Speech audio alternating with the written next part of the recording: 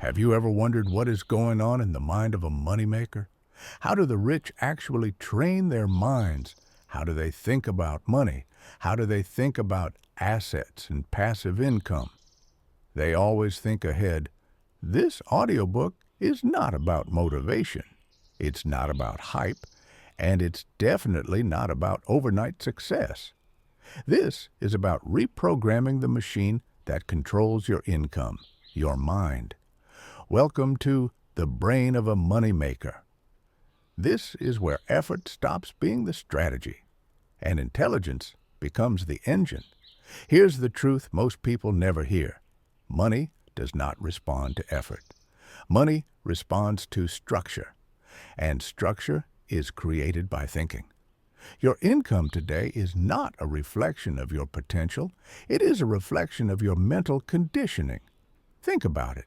Two people can work the same hours, have the same education, live in the same city. Yet one struggles to pay bills, while the other builds assets that generate income automatically. What's the difference? Not luck, not intelligence, not talent, mental programming. The wealthy don't wake up more motivated than you. They don't have more discipline by default. They don't magically avoid fear. They simply train their brain to see leverage instead of labor. And once the brain changes, behavior follows. Once behavior changes, results multiply. Once results multiply, income stops depending on time. This audiobook is for the person who feels stuck despite working hard. For the one who senses there's a smarter way but can't quite see it yet. For the mind that is ready to stop trading hours and start building systems. Because here's the uncomfortable reality. You cannot outwork a poorly trained mind. You can only reprogram it. Your brain is not broken. It's just running outdated software. Most people are operating with survival programming. Their brain is trained to avoid risk, not create value. To seek comfort, not growth. To trade certainty for long-term freedom. That's why money feels stressful. Why opportunity feels threatening. Why success feels distant, even when it's within reach. But the brain can be trained. And when it is, money stops being something you chase and starts becoming something you attract through alignment. The wealthy understand one critical principle. Think once, earn repeatedly. They invest thought up front, so effort becomes optional later. They build income that continues whether they show up or not. They create systems that pay them while they sleep. They design value that compounds over time. This is not about greed. It's about freedom. Freedom from anxiety. Freedom from dependency. Freedom from the fear of missing one paycheck and losing everything. And it begins with how your brain interprets reality. Your brain decides what you notice, what you ignore, what feels possible, what feels dangerous. If your brain associates money with stress, guilt, or fear, it will protect you from wealth without asking permission. That's why some people sabotage success just before it arrives. Why they hesitate at the wrong moment. Why they work harder instead of thinking smarter. The brain always chooses what feels familiar, even if it's painful. So the goal is not to force yourself to earn more. The goal is to make wealth feel normal to your nervous system. When that happens, action becomes effortless. Decisions become clear. Opportunities become visible. This is the shift from worker thinking to moneymaker thinking. Not hustle, not burnout, not endless sacrifice, but precision, leverage, and intentional design. Over the next chapters, you'll learn how the rich train their brain to spot income opportunities automatically. Why most people stay stuck even when they know better. How to install thinking patterns that produce income on autopilot. how to break the emotional relationship that keeps money away. You're not here by accident. If you're listening to this, it means part of you already knows. There is more available to you than you've been taught to see. And once you see it, you can't unsee it. But before we talk about systems, investments, or strategy, there's something we must confront first, a truth that makes most people uncomfortable. Because money doesn't start in your bank account. It starts in your identity. And until you change that, nothing else changes.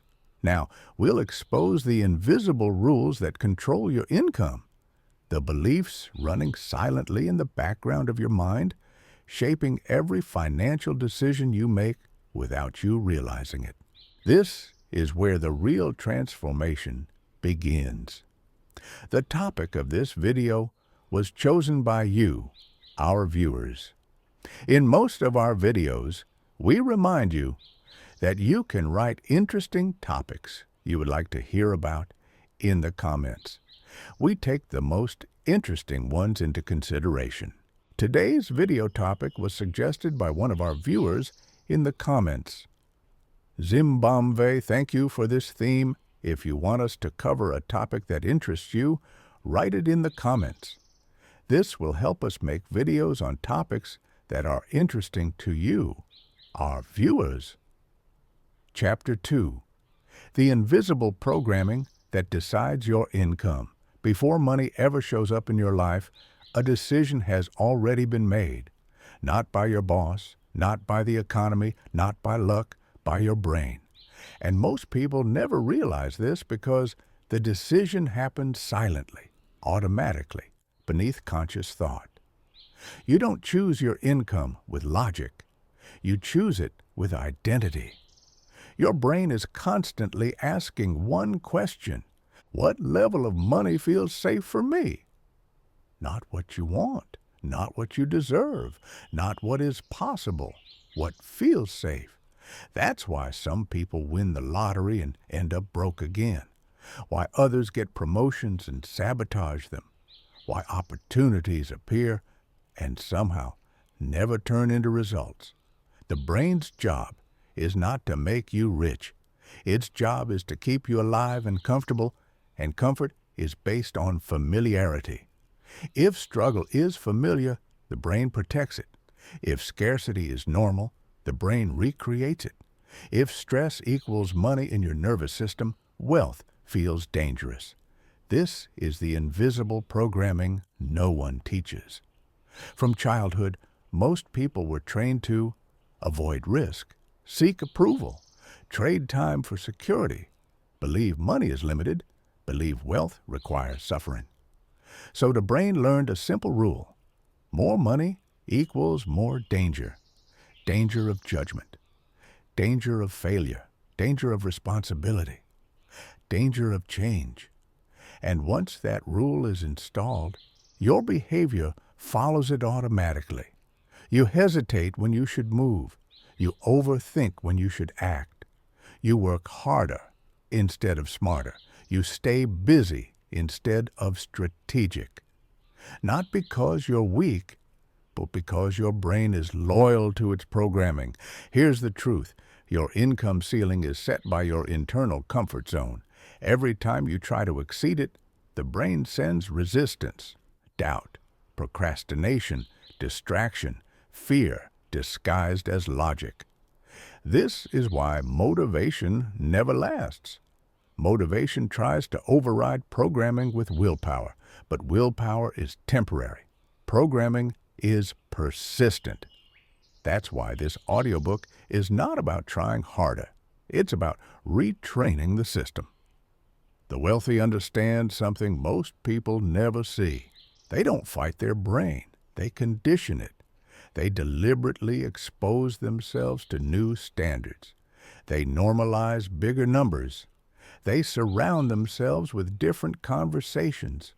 They train their mind to associate money with opportunity instead of threat.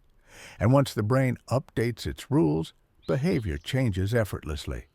This is why wealthy people often seem calm about money. decisive, unemotional. They don't panic because their brain is trained for long-term thinking, not survival mode. Survival thinking asks, how do I pay bills this month? Money maker thinking asks, how do I design income that removes this question forever? One is reactive. The other is architectural. And architecture always beats effort. Think about this carefully. If your brain believes money comes only from hard work, you will unconsciously reject leverage. If your brain believes wealth is rare, you will miss abundance signals. If your brain believes success makes you selfish, you will self-sabotage before you get there. Your results are not random. They are rehearsed, repeated daily through thoughts you rarely question. So the first step is awareness. Not positive thinking, not affirmations, awareness. You begin to notice when your mind resists opportunity, when fear pretends to be logic, when comfort disguises itself as patience, because once you can see the pattern, you can interrupt it. This is where the shift begins. Money makers don't ask, can I afford this? They ask, how do I make this inevitable? They don't wait for certainty. They design systems that reduce dependence on certainty. They don't chase money. They build structures that attract it. And none of this starts with external action. It starts with internal permission. Permission to think differently, permission to want more without guilt, permission to leave old rules behind. Your brain must learn a new equation. Money equals leverage, not labor. Income equals systems, not stress. Wealth equals alignment, not exhaustion. This is not fantasy. It's conditioning. And conditioning takes repetition. Now, we'll break down the most dangerous belief keeping people trapped in hard work, the myth that effort equals value, and why the richest people in the world deliberately avoid working harder even when they could. Once you understand this, you'll never look at work the same way again. Chapter 3. Why hard work is the slowest way to get rich. Hard work feels honorable. That's why it's so dangerous. From a young age, most people were taught the same equation. Work harder, earn more, be successful. It sounds logical, it sounds fair, and it keeps millions stuck forever. Because effort is not the same thing as value. And the richest people in the world learned this early. Here's the uncomfortable truth most never face. If hard work made people rich, the hardest workers on earth would be billionaires. Construction workers, single parents with 2 jobs, farmers, factory workers, caregivers. But they're not. Not because they're lazy, not because they lack intelligence, but because effort without leverage has a ceiling. And that ceiling is brutally low. Hard work ties income to time. Time is finite, so income becomes capped. The moment you stop working, money stops flowing. That's not wealth. That's survival with better branding. The wealthy see work differently. They ask one question before doing anything. Does this scale? If the answer is no, they either redesign it or they walk away. This is why wealthy people often look lazy to outsiders. They don't rush, they don't overextend, they don't glorify burnout. They protect their energy because they understand something most never do. Energy is capital, and capital must be invested, not wasted. Here's the shift that changes everything. Poor thinking says, how hard can I work today? Moneymaker thinking asks, what system can I build once that pays me repeatedly? One is exhaustion-based. The other is architecture-based. And architecture compounds. Hard work is linear, leverage is exponential. Hard work pays once, Systems pay indefinitely. Hard work requires presence. Leverage works without you. This is why the brain of a moneymaker actively avoids unnecessary effort. Not because effort is bad, but because misdirected effort is lethal. Think about this. If you spend 10 years mastering a skill that can only be sold by the hour, your income is capped forever. But if you spend 1 year building a system that delivers value without your constant involvement, you've changed the trajectory of your entire life. This is not theory. This is how wealth has always been built. Books, businesses, software, intellectual property, investments, automated services, all leverage all systems, all designed to separate income from time. Yet most people never pursue these paths because their brain is still trapped in effort mode. Effort mode feels productive, it feels busy, it feels safe, but it rarely creates freedom. The brain prefers effort because effort is familiar. Leverage feels uncertain. Systems feel complex. Thinking feels risky. So the brain whispers, just work harder. At least that's guaranteed. But guaranteed exhaustion is not success. Here's a principle every moneymaker lives by. If the reward does not grow when you're not present, it's not worth scaling your life around. Read that again. Because this is where most people go wrong. They pour their best years into something that cannot grow beyond them. They trade irreplaceable time for replaceable money. And they call it responsibility. Moneymakers call it misallocation. This doesn't mean you stop working. It means you stop worshiping work. You start asking better questions. Can this be automated? Can this be delegated? Can this be duplicated? Can this be packaged once and sold many times? If the answer is no, you don't quit immediately. You plan your exit. This is the strategic patience of wealth.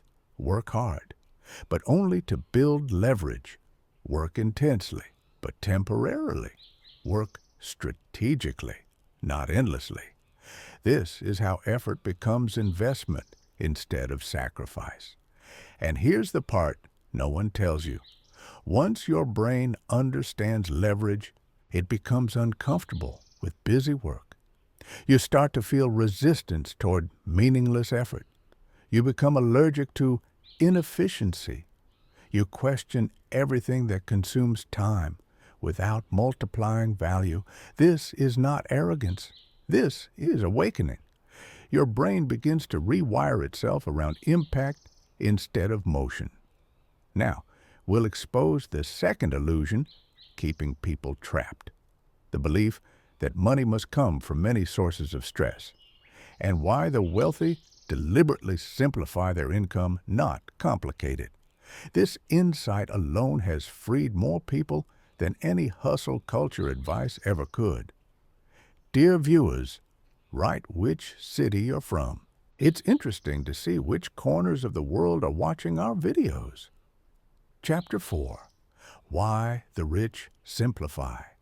While everyone else complicates, most people believe wealth comes from doing more.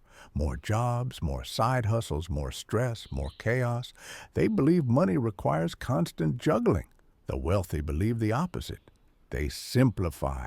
And that's not an accident, it's a strategy. Here's the illusion that traps people. If I just add one more income stream, I'll finally feel secure. So they stack complexity on top of exhaustion. A job they hate, a side hustle they barely manage, a project they don't understand, debt payments, subscriptions, mental clutter. Their brain becomes overloaded, and an overloaded brain cannot think strategically. The brain of a moneymaker works differently. It asks, what is the smallest number of inputs that produce the largest output? Because simplicity scales, complexity breaks. The wealthy understand something fundamental about the human mind. Focus is finite. Every extra obligation fragments attention. Every unnecessary decision drains energy. Every distraction reduces execution quality. This is why the rich aggressively eliminate noise. They don't chase 10 opportunities. They identify one asymmetric opportunity, one system that can grow, one asset that compounds, one structure that multiplies effort. Then they build around it relentlessly. This is why you often hear stories of people who built massive wealth from what looks like one idea. One company, one product, one investment philosophy, one piece of intellectual property. Outsiders say, they got lucky. Insiders know better. They removed everything that didn't matter. Simplicity is not laziness. It's leverage protection. Because complexity demands constant maintenance, and maintenance kills momentum. The brain of a moneymaker hates maintenance. It wants momentum. It wants systems that self-correct, structures that improve with time, assets that get stronger the longer they exist. That's why wealthy people design their lives backwards. They don't ask, what can I do today? They ask, what do I want my life to look like in 10 years? And what must exist for that to happen automatically? Then they work toward that, not random income. This is a critical distinction. Most people earn money reactively.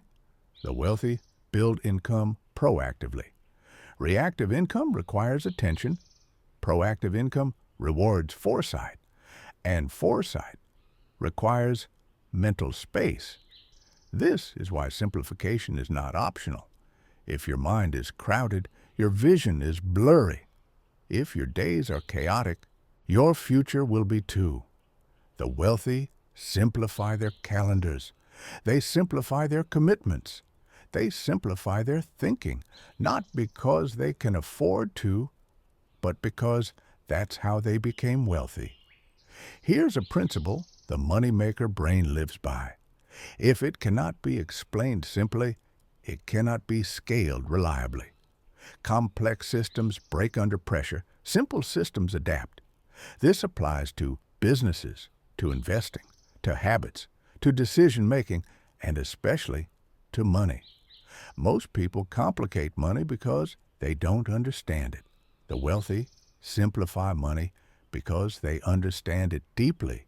They know where their income comes from. They know what drives growth. They know what creates risk. They know what can be ignored safely. Clarity is power. Confusion is expensive. And here's the hidden cost of complexity no one talks about. It trains your brain to be reactive instead of deliberate. You wake up responding. You spend your day fixing. You fall asleep exhausted.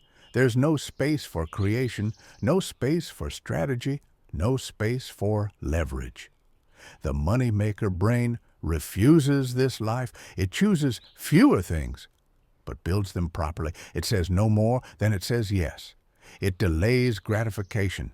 It cuts distractions without guilt, because every no preserves energy, and preserved energy builds wealth. Now, we'll uncover how the rich train their brain to see opportunities others literally cannot perceive, and why this has nothing to do with intelligence and everything to do with conditioning. Once you see this, you'll never look at money the same way again. Dear viewers, write which city you're from. It's interesting to see which corners of the world are watching our videos. Chapter 5. How the Rich See. Opportunities you were never trained to notice. Two people can stand in the same place, look at the same situation, and see completely different futures. One sees risk, the other sees leverage. One sees uncertainty, the other sees upside. This is not luck. It is not intelligence. It is not education. It is conditioning. The brain of a moneymaker has been trained to scan reality differently. Most people are trained to look for safety, a stable job, predictable income, clear instructions, minimal responsibility. This training begins early. School rewards obedience. Jobs reward compliance.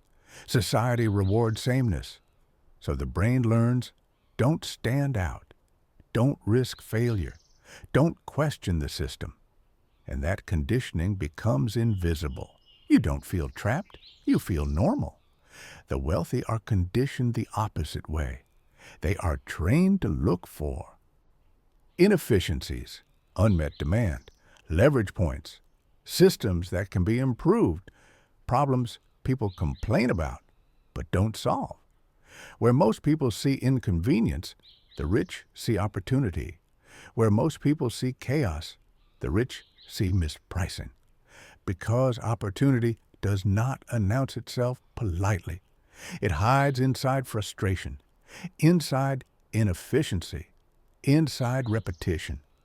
The average person experiences a problem and thinks, this is annoying. The moneymaker experiences the same problem and thinks, who is getting paid to solve this poorly and why? That question alone changes everything. Here's the truth few people accept. Opportunity is everywhere, but perception is rare. Your brain filters reality based on what it believes is possible. If your mind believes, I'm not the type of person who gets rich, you will literally overlook chances to build wealth, not because they don't exist, but because your brain deletes them. This is how the mind protects identity. If your identity is employee, you'll notice job openings. If your identity is consumer, you'll notice sales. If your identity is investor, you'll notice trends. If your identity is owner, you'll notice systems. The wealthy don't just think differently, they identify differently. They don't ask, how do I make more money? They ask, what value is being created and who owns it? That question rewires perception. Suddenly you notice platforms instead of products, distribution instead of effort, scalability instead of hours, ownership instead of income. This is why wealth often looks obvious after it's built. People say, why didn't I think of that? You did, but your brain dismissed it because it didn't fit your self-image. This is uncomfortable to admit, but powerful to realize. The moneymaker brain is trained to suspend judgment. It doesn't say, that won't work. It says, how could this work? It doesn't say, that's risky. It says, what's the downside and can it be limited? It doesn't say, I don't know enough.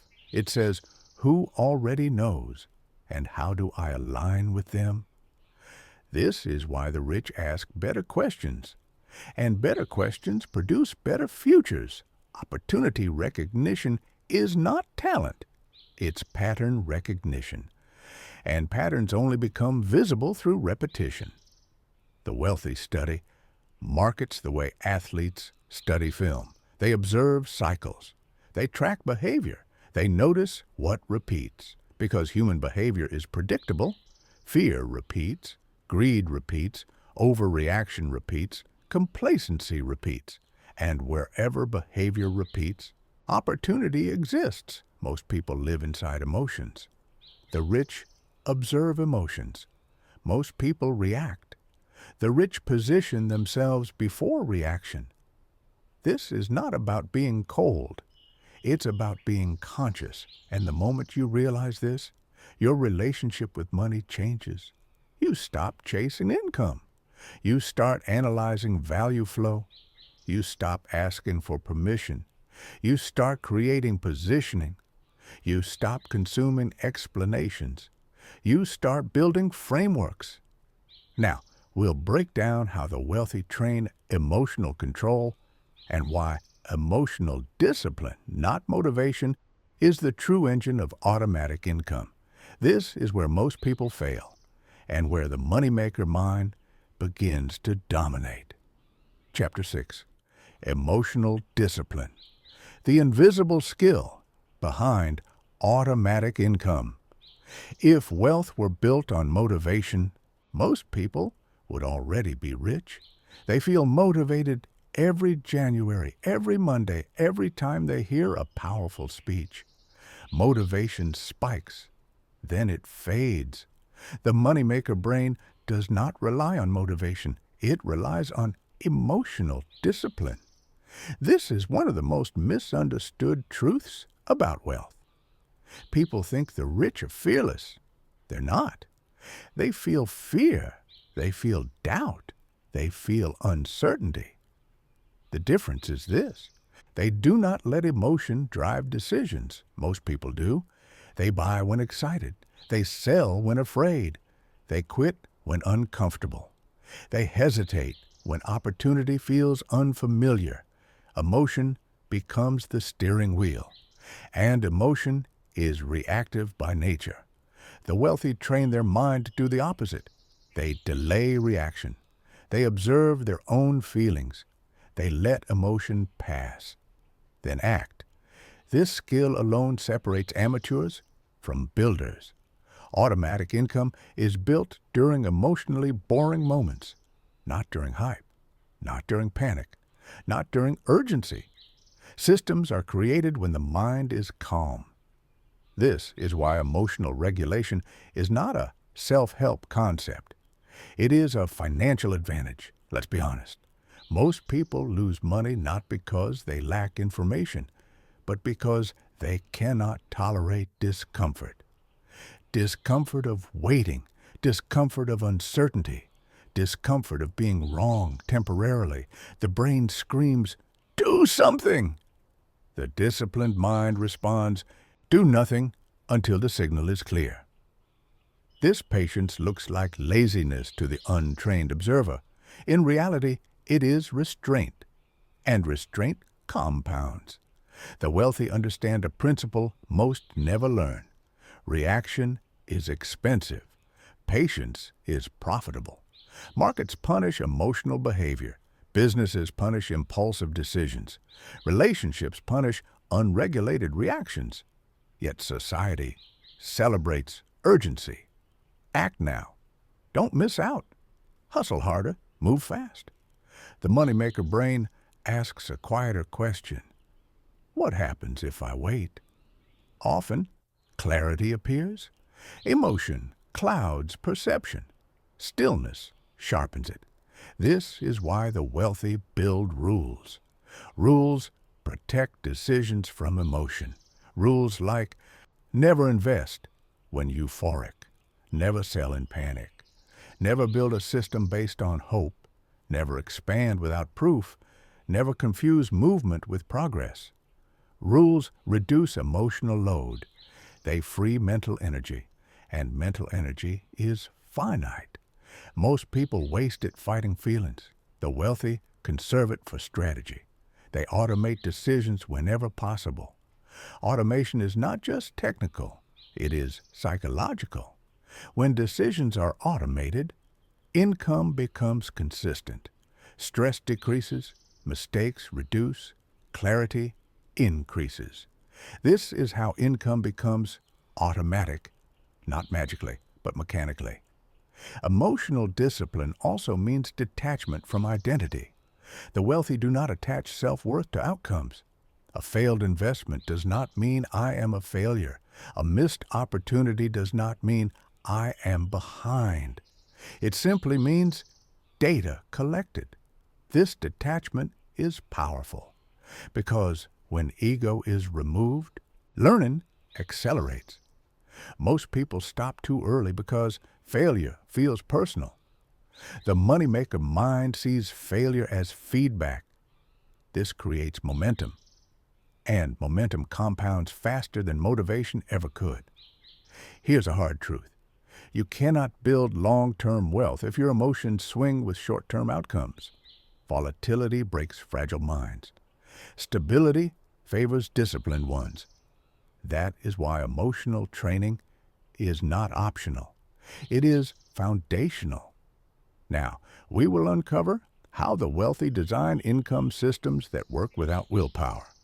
and why willpower is the weakest tool in the wealth equation. This is where the illusion of working hard finally collapses and systems begin to replace effort. Please like and subscribe if you want a better future. A better future for your children, your family, and yourself. It's very difficult to achieve success today, but I'm sure you'll succeed. All you have to do is learn and discover new things. Chapter 7. Why Willpower Fails and Systems Never Get Tired. Willpower is celebrated. Discipline is praised. Grinding is glorified.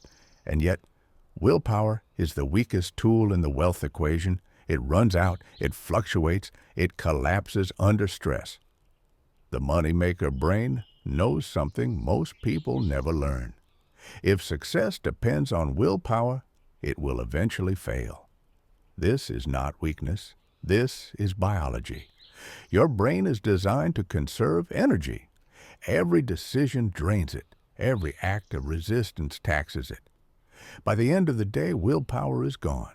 That is why most people quit at night, overeat at night, scroll at night, abandon goals at night. They don't lack ambition. They lack systems. The wealthy do not rely on discipline. They engineer environments where discipline is unnecessary. This is the quiet genius behind automatic income. Systems remove friction. Systems reduce decisions. Systems replace effort with structure. Think about it. A system does not get tired. A system does not get emotional. A system does not negotiate with excuses. A system executes. This is why wealth accelerates once systems are in place. At first, progress feels slow. You are building the machine. Later, progress feels effortless. The machine is working. Most people quit during the building phase because they mistake invisible progress for no progress. The wealthy understand a law. You work hardest before things start working for you, not after.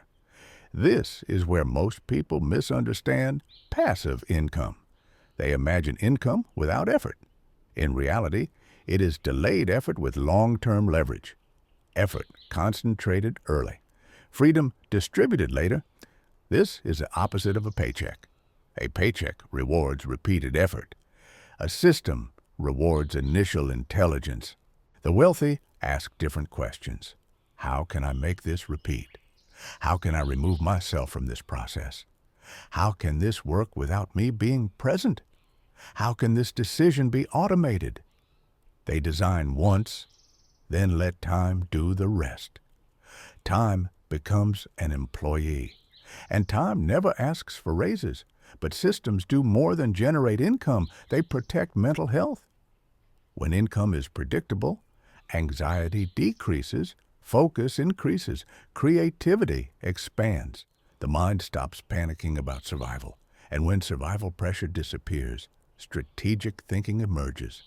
This is why financial stability precedes creativity. Stress narrows perception. Safety expands it. The moneymaker brain prioritizes stability first, then expansion. Most people chase growth before stability. That's why they burn out.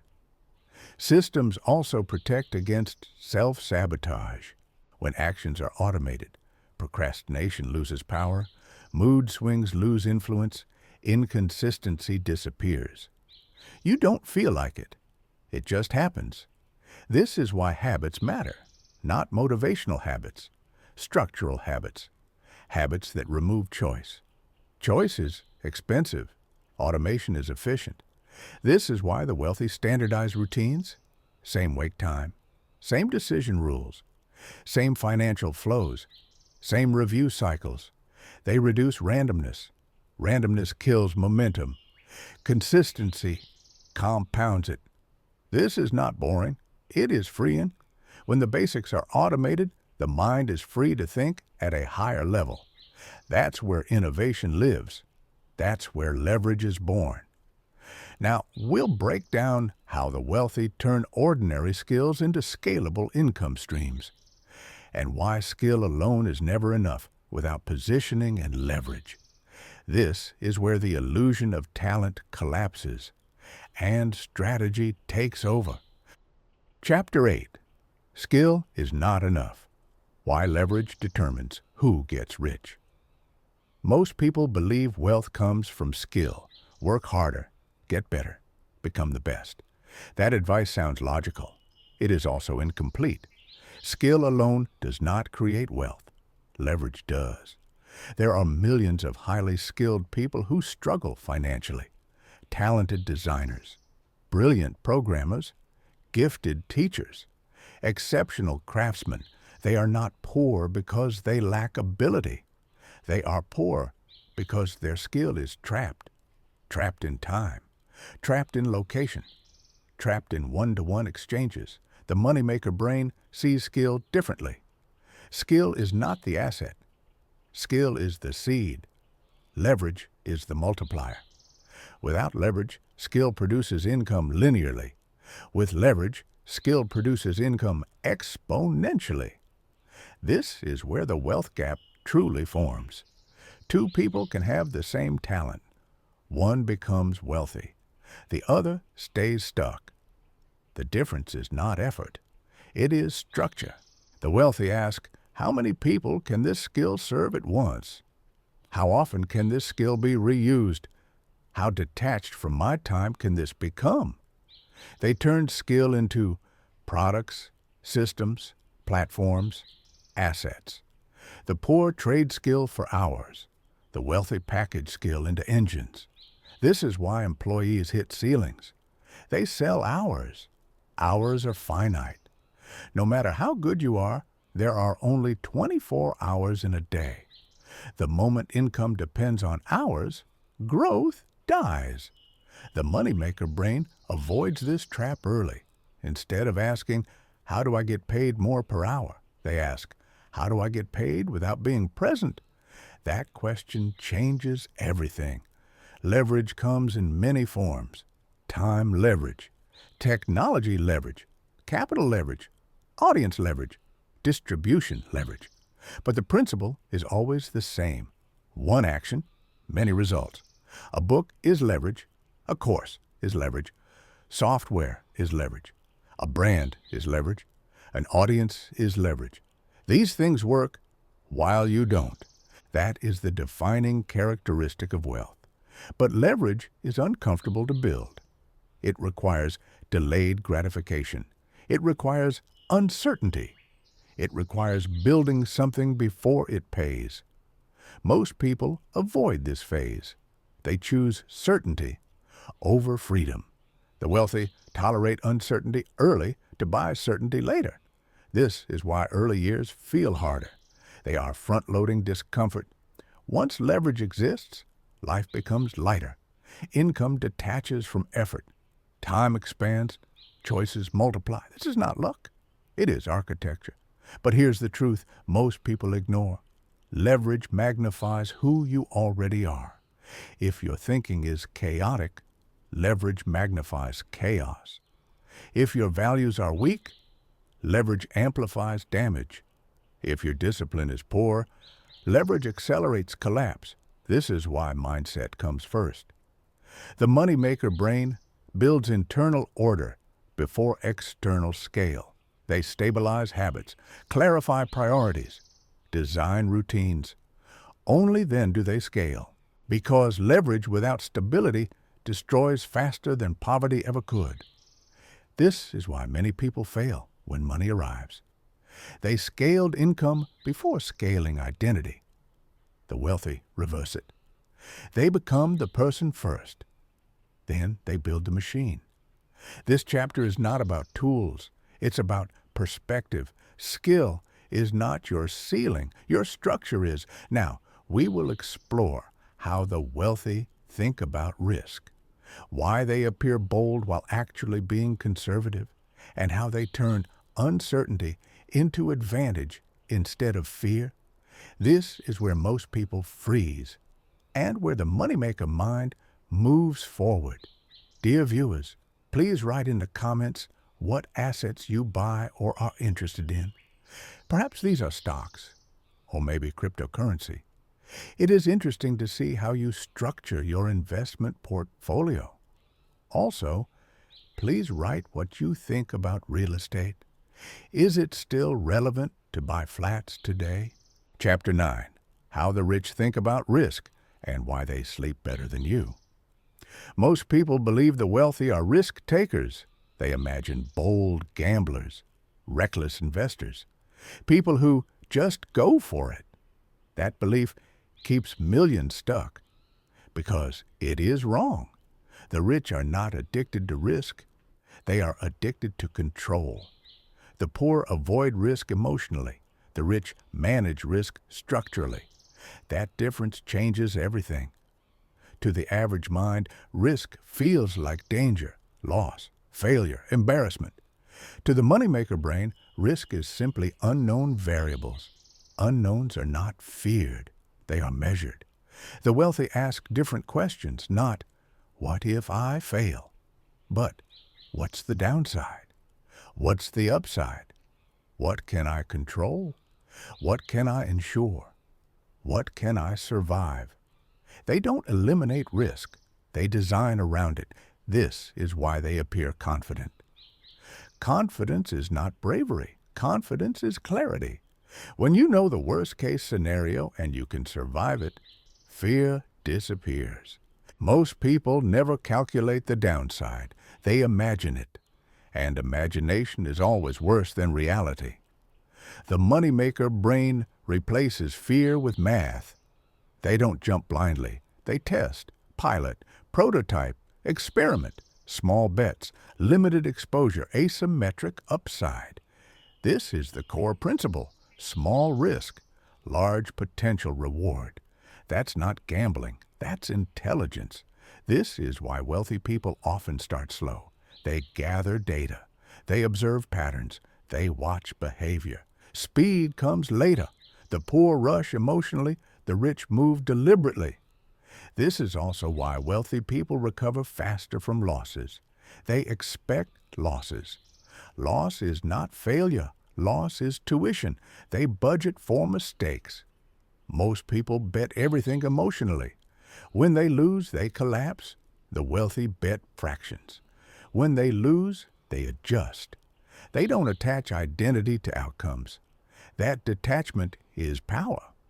Another truth few understand: the biggest risk is stability without growth. A job that barely covers bills is not safe. It's fragile. One layoff, one illness, one crisis.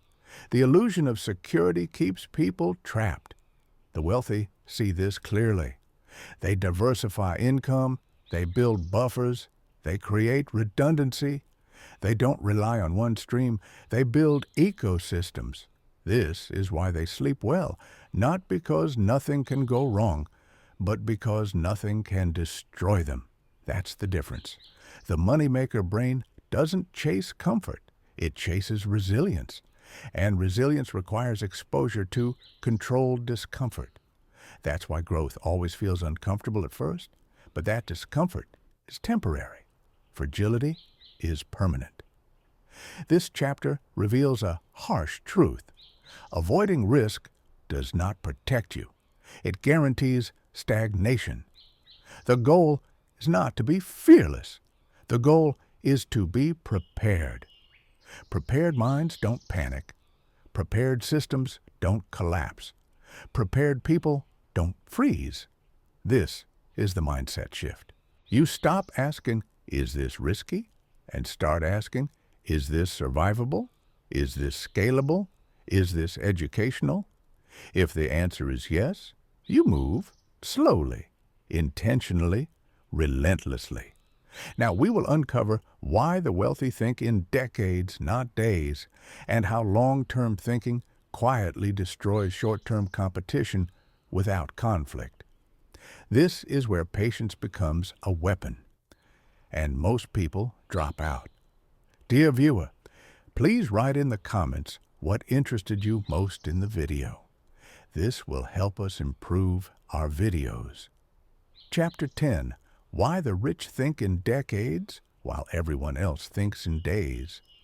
Most people live inside a 24-hour window. They wake up, they react, they rush, they consume, they sleep, repeat. Their decisions are driven by urgency. Bills due, messages unanswered, emotions unmanaged, pressure everywhere.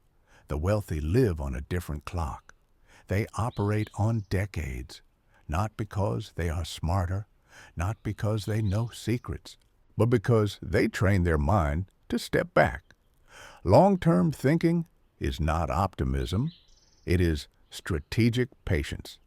The moneymaker brain understands one brutal truth. Short-term thinking creates permanent poverty. Why? Because short-term thinking forces you to choose relief over results, comfort over progress, ease over leverage, now over later. The wealthy delay gratification not because they are disciplined, but because they see further. They see what 1 year of consistency creates. They see what 5 years of compounding builds. They see what 10 years of focus destroys. Competition doesn't disappear. It ages out. Most people quit. That's the secret no one wants to admit. The rich don't outwork everyone. They outlast them. While others burn energy reacting to noise, the wealthy invest energy into systems. They plant seeds. They water patiently. They protect growth quietly. And while the world chases trends, they let time do the heavy lifting. This is why patience feels powerful in hindsight, but painful in the present. Short-term thinkers want proof before commitment. Long-term thinkers commit before proof. They understand momentum builds slowly, but once it moves, it is unstoppable. This is also why wealthy people look calm. They're not calm because nothing is happening. They're calm because they already decided. Decision fatigue disappears when direction is clear. Most people reconsider their life every week. The wealthy refine theirs every year. The moneymaker brain sets a direction, then adjusts tactics, not vision. This prevents emotional whiplash. It prevents impulsive quitting. It prevents chasing shiny distractions. Long-term thinking also changes how failure is perceived. Failure is not a stop sign. It's a data point. A failed year is not failure. A failed decade is. That's the perspective shift. When you think long-term, temporary setbacks lose power. Rejection becomes irrelevant. Criticism becomes noise. Delays become expected. You stop asking, is this working right now? And start asking, is this aligning with where I'm going? That single question filters everything. Relationships, opportunities, spending, habits, attention. The wealthy are ruthless with time because time compounds more brutally than money. Money can be lost and recovered. Time only moves one direction. That's why they invest early, learn early, fail early. They understand the earlier you start, the longer compounding works for you. This applies to skills, reputation, networks, systems, mindset. Nothing compounds faster than identity. When you see yourself as someone building a decade, you stop behaving like someone chasing a weekend. That shift alone separates futures. Most people want fast success. The wealthy want inevitable success. And inevitability requires patience. Now, we will expose how the wealthy use boredom as a weapon and why constant excitement is a sign of financial immaturity. This chapter will challenge everything you associate with motivation because the truth is uncomfortable. Chapter 11, Why the Wealthy Use Boredom as a Weapon and the Poor Chase Excitement. Most people are addicted to stimulation, noise, drama, urgency, entertainment, endless updates. They confuse movement with progress, excitement with growth, busyness with success. The wealthy do the opposite. They intentionally design boring lives, and that sentence alone makes most people uncomfortable, because boredom feels like failure to an untrained mind. But to the moneymaker brain, boredom is a signal of control. When your life is quiet, your attention becomes sharp. When your schedule is predictable, your energy becomes focused. When your days stop changing dramatically, your results start changing permanently. The wealthy understand something most people never learn. Excitement is expensive. It costs focus. It costs clarity. It costs consistency. And consistency is where money is born. Poor financial habits are loud. They demand stimulation. They need novelty to survive. Scrolling, gambling, impulse spending, chasing trends, switching goals. These behaviors feel exciting, and that's why they're dangerous. They hijack your dopamine system.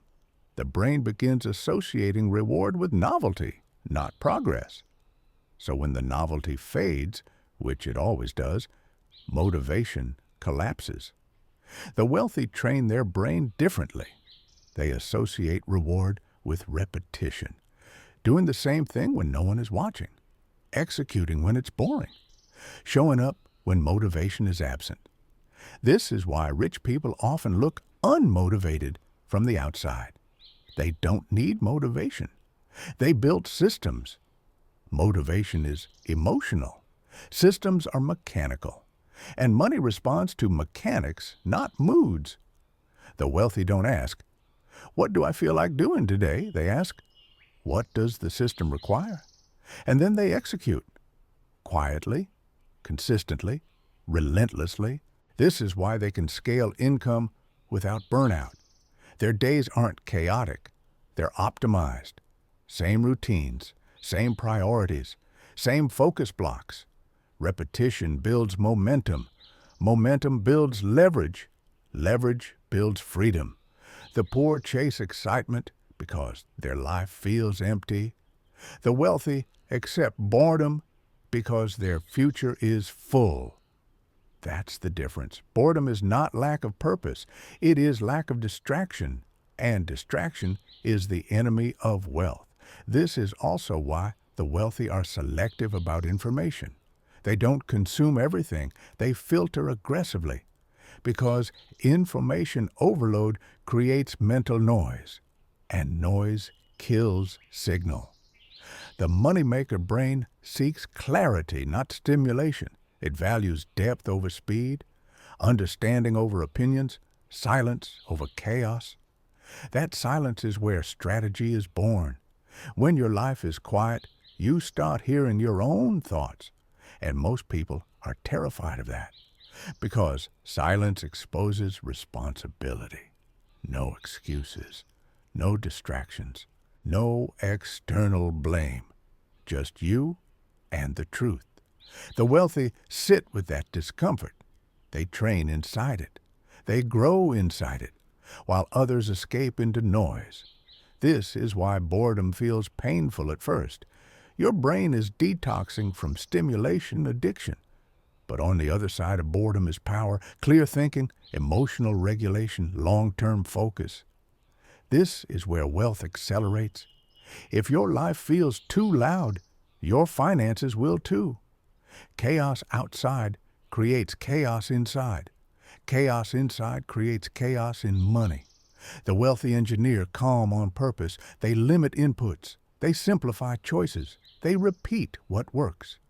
They don't chase excitement. They chase alignment. Alignment between effort and outcome, between action and identity, between today and 10 years from now. Now, we will break down why most people stay broke even when they make more money, and how the wealthy avoid the invisible trap that destroys income at every level. This next shift is subtle, but once you see it, you will never unsee it. Chapter 12, Why Making More Money Won't Save You, and What Actually Does. Here is a truth most people never discover. Even when their income doubles, making more money does not fix a broken financial identity. In fact, for most people, earning more only makes the problem worse. Because money doesn't change who you are, it amplifies who you already were. If you are undisciplined with little, you will be reckless with more. If you are anxious about money now, you will be anxious at a higher level later. If you chase status instead of stability, more income just gives you bigger chains. This is why so many high earners live paycheck to paycheck. Doctors, athletes, entrepreneurs, influencers, they don't lack income, they lack structure. The moneymaker brain understands something brutal but liberating. Income is temporary. Systems are permanent. Money flows in cycles. Markets change. Opportunities shift. But identity-driven systems compound regardless of conditions. The wealthy don't rely on income alone. They rely on rules. Rules about spending, rules about investing, rules about leverage, rules about patience. Rules remove emotion from decisions. Emotion is expensive. Logic is profitable. When your decisions depend on how you feel, you become predictable to the system, and the system will extract from you. Advertising, social pressure, lifestyle inflation. These forces are engineered to target emotional spenders. The wealthy train themselves to be boring with money, not reactive. They don't ask, "Can I afford this?" They ask, "Does this move me closer to freedom?" That single filter eliminates 90% of bad decisions. Most people increase their income and immediately increase their obligations. Bigger house, better car, more subscriptions, more noise. They turn higher income into higher pressure. The wealthy do the opposite. They increase income while freezing lifestyle. That gap between what you earn and what you spend is where power is born. That gap becomes capital. Capital becomes options. Options become freedom. Freedom is not about what you can buy. It's about what you don't have to do. The wealthy know every recurring expense is a future obligation. Every obligation steals time from tomorrow. So they minimize obligations long before they maximize income. This is why the wealthy look cheap early on. They are not cheap. They are strategic. They protect cash flow like oxygen.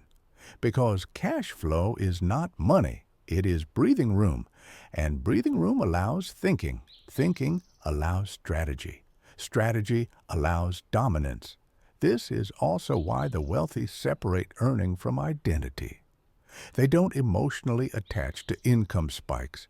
They expect cycles. They plan for downturns. They prepare for boredom. Most people panic when income fluctuates. The wealthy anticipate it. Panic creates bad decisions. Preparation creates calm. Calm creates opportunity. And opportunity always favors the prepared. This chapter isn't about saving pennies. It's about building psychological insulation. When your expenses are low, your leverage is high. When your leverage is high, you negotiate better. You wait longer. You strike cleaner. The wealthy don't need perfect timing. They have patience. And patience is a financial weapon. Now, we will expose the invisible fear that keeps people trading time for money forever, even when better paths are available. This fear is subtle, socially reinforced, and deeply programmed. Once you recognize it, your relationship with work will change forever. Hang on a sec. Hey there. Dear viewers, write in the comments what you'd like us to talk about in the next video. We promise to read all the comments and pick the best and most relevant topics. Thanks. Chapter 13. The Fear That Keeps You Trading Time for Money Forever. There is a fear so deeply embedded in modern thinking that most people never question it. It doesn't scream, it whispers, it sounds reasonable, responsible, safe, and it keeps millions of people locked into lives they quietly resent. That fear is this: what if this doesn't work? On the surface, it sounds intelligent, but underneath, it's a survival reflex trained by a system that profits from your hesitation. The moneymaker brain understands something critical. Fear is not a warning. It's often a boundary placed by conditioning. From childhood, most people are taught to value certainty over growth. Stable job, stable paycheck, stable routine, even if that stability slowly drains their spirit, because predictability feels safe, even when it's expensive. The wealthy don't eliminate fear. They redefine risk. They ask a different question. What if this does work and I waited too long? Most people fear failure. The wealthy fear stagnation, because stagnation is silent. Failure is loud, but temporary. Failure teaches, stagnation numbs, and numb people don't build wealth. This is why the wealthy don't trade time for money indefinitely. They use time to build leverage. Leverage is anything that allows your effort to scale without your presence. Code, capital, content, companies, systems. But before leverage becomes financial, it must become psychological. You must detach your identity from constant effort. Most people secretly believe, if I'm not working hard, I don't deserve money. This belief is moral programming, not economic truth. The world does not reward effort. It rewards value multiplied by reach. Effort without leverage exhausts you. Effort with leverage frees you. The wealthy understand this early. They don't ask, how many hours can I work?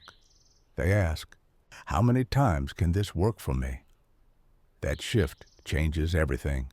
Fear convinces people that trying something new is reckless, but staying stuck is rarely labeled risky, even though it is. Working 40 years, hoping nothing breaks, is not safe. It's fragile. One illness, one industry shift, one company decision, and your stability evaporates. The wealthy see this clearly. They diversify income before they need to. They build optionality while others build resumes. They don't quit responsibility, they expand control. Fear also disguises itself as loyalty. Loyalty to an employer, loyalty to a path, loyalty to a version of yourself that no longer fits. The wealthy respect loyalty, but never at the expense of growth. They understand no one will protect your future more than you. Another invisible fear is judgment. What will people think if I try and fail? What if I look stupid? What if I outgrow my circle? These fears are social, and social pressure is one of the strongest forces on earth. But the wealthy learn to separate belonging from progress. They accept that growth is lonely at first, that silence is misunderstood, that ambition triggers insecurity in others. They don't announce moves. They execute quietly, because validation is noisy. Results are silent. Most people ask permission before changing their life. The wealthy don't. They move, then explain later, if explanation is even required. This chapter is not telling you to quit your job recklessly. It's telling you to stop emotionally outsourcing your future, to stop asking for certainty in a world that doesn't offer it, to understand that time for money is a phase, not a destiny. The moment you see fear for what it is, a signal, not a stop sign, your behavior shifts. You stop waiting. You start building. And now we will break down how the wealthy train their brain to think in systems instead of tasks. The exact mental upgrade that turns effort into engines. Once you see systems clearly, you'll never approach work the same way again. Chapter 14, From Tasks to Systems, How the Wealthy Multiply Effort. Most people wake up every day trapped inside tasks. Emails, meetings, deadlines, to-do lists that never end. They feel busy. They feel productive. But they're exhausted, and nothing compounds. The moneymaker brain doesn't live inside tasks. It lives inside systems. This is one of the most important mental upgrades you can make. Tasks consume time. Systems create results. A task is something you do once. A system is something that works repeatedly, with or without you. Most people confuse movement with progress. They mistake activity for advancement. The wealthy don't. They ask one defining question. If I stop doing this personally, does it still produce value? If the answer is no, it's a task. If the answer is yes, it's a system. And systems are how wealth is built quietly, steadily, and automatically. This is why two people can work equally hard, but end up in completely different financial realities. One completes tasks, the other builds engines. A system can be simple. It doesn't need to be complex or technical. A saving system, an investment system, a business process, a content funnel, a hiring framework, a decision rule. What matters is repeatability. The wealthy don't rely on motivation. They rely on structure. Motivation fluctuates. Systems don't. This is why the rich appear calm while others burn out. They've offloaded effort into design. They don't ask, how do I work harder today? They ask, how do I remove myself from this step? That mindset feels counterintuitive at first, especially if you were raised to believe effort equals virtue. But effort is only valuable when it leads to leverage. Think about this. A teacher gives the same lesson every year. A book teaches millions without the author present. Same knowledge, different systems. A freelancer sells hours. A product sells outcomes. Same skill, different system. This shift is uncomfortable for many people because systems require patience. You don't get instant rewards. You invest effort up front and wait. Most people can't tolerate delayed gratification. That's why they stay stuck in tasks. The wealthy train themselves to enjoy the build phase, even when no one is watching. They understand that systems feel slow at first, but once momentum begins, they feel unstoppable. Another key difference. The wealthy design systems around their strengths. They don't try to do everything. They don't chase perfection. They ask, what am I good at? What drains me? What can be automated, delegated, or eliminated? Then they build accordingly. Poor systems drain energy. Good systems multiply it. This is why self-awareness is a financial skill. If you don't understand yourself, you'll build systems that collapse under pressure. The wealthy constantly audit their systems. They remove friction. They simplify. They optimize. They don't cling to outdated methods just because they worked once. A system is not sacred. Results are. And this applies beyond money. Your habits are systems. Your environment is a system. Your social circle is a system. Everything that repeats shapes your life. Most people try to change outcomes without changing systems. They want more money, but keep the same structure. They want freedom, but keep the same schedule. They want growth, but keep the same thinking. The wealthy reverse this. They change the system, and the outcome follows. This chapter is your invitation to stop asking, what should I do next? And start asking, what structure would make this inevitable? Now, we'll expose the hidden system that controls most people's financial decisions: emotional money wiring. Because until you understand how emotion influences money, even the best systems will sabotage themselves. And once you see it, you'll never look at your spending, saving, or investing the same way again. Chapter 15. Emotional Money Wiring. Why intelligence alone doesn't make you rich. Most people believe money decisions are logical. They are not. They are emotional, disguised as logic. This is one of the most uncomfortable truths about wealth, and one of the most freeing once you see it clearly. People don't lose money because they are stupid. They lose money because their emotions are untrained. Fear, greed, ego, urgency, comparison, regret. These forces quietly drive financial behavior long before logic ever arrives. The moneymaker brain understands this. That's why it doesn't rely on willpower. It relies on pre-commitment. Here's what that means. Most people wait until the moment of decision to be disciplined. They tell themselves, I'll decide wisely when the time comes. But when the moment comes, emotion is already in control. The wealthy decide in advance. They lock in rules. They remove choice. They build guardrails. Because they know this truth. You cannot outthink emotion in real time. Emotion is faster, older, more powerful. So instead of fighting it, they design around it. Think about how most people spend money. They don't ask, is this aligned with my long-term plan? They ask, how does this make me feel right now? Stress spending, celebration spending, boredom spending, status spending. Money becomes emotional regulation. And when money is used to manage emotion, it disappears.